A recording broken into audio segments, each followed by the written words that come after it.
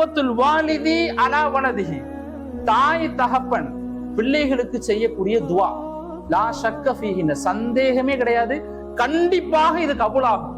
அதனால நம்ம தாய் தகப்பன்ட்ட துவா வாங்கக்கூடிய பிள்ளைகளாக நம்ம இருக்கணும், பதுவா வாங்கக்கூடிய பிள்ளைகளாக இருக்கக்கூடாது.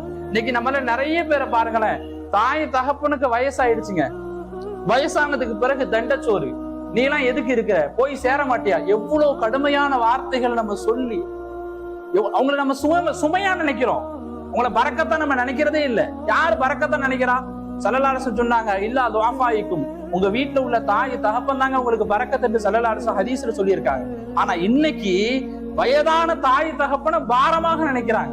மனைவி பேச்சை கேட்டுக்கிட்டு எவ்வளவு திட்டுறாங்க, எவ்வளவு அவங்கள மனசு கஷ்டப்படுத்தி பேசுறாங்க.